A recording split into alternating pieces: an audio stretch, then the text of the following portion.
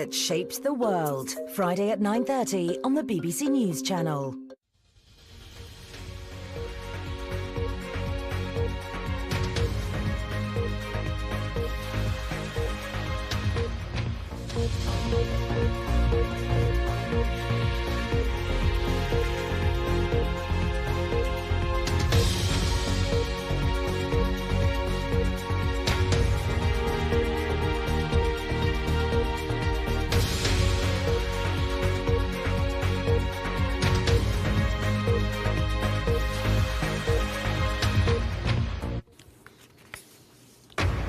A minute's silence to mark the first anniversary of the Finsbury Park terrorist attack.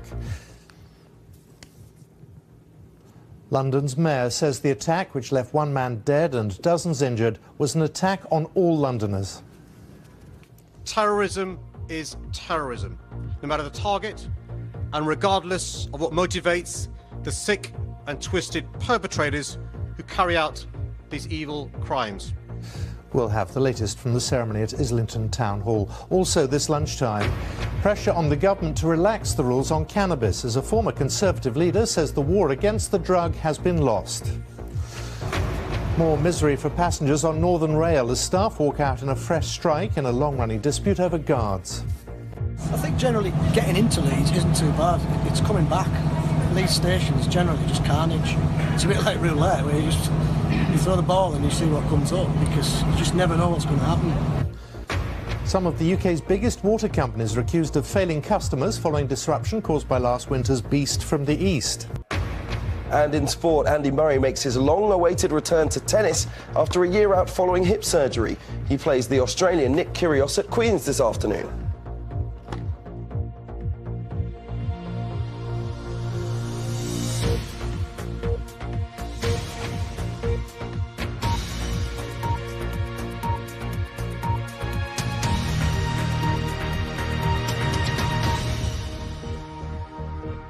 Good afternoon and welcome to BBC News. Commemorations, including a minute's silence, have been held in North London this morning to mark 1 year since the attack at Finsbury Park Mosque, in which a man drove a van into worshippers. One man, Makram Ali, a father of 6, was killed, 9 others were injured. The attacker, Darren Osborne, was sentenced to a minimum of 43 years in... 16 degrees in Norwich and 16 or 17 nearer the mark for most of the country. Simon. Darren Bett, thank you very much. A reminder of our main story this lunchtime. A minute's silence to mark the first anniversary of the Finsbury Park terrorist attack.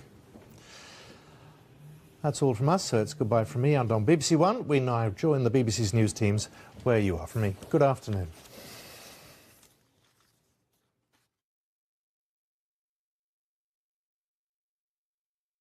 It's a big birthday for the NHS. So we'll be giving it a thorough check-up in a special live event. Asking the people at the heart of the debate. Some tough questions about the future of one of Britain's best-loved institutions. The NHS at 70 live from Birmingham's Queen Elizabeth Hospital. Next Tuesday at 8 on BBC Two.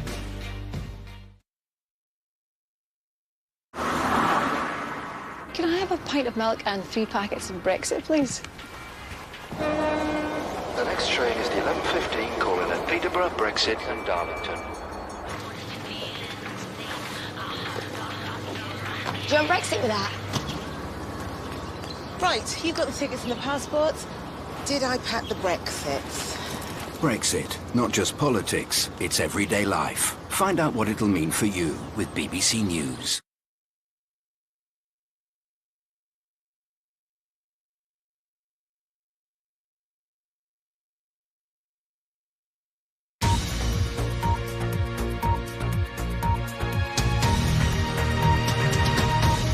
Hello, you're watching BBC News with Joanna Gosling. The United Nations Refugee Agency says the number of people being forced from their homes by conflict has risen to a record high for the 5th year running.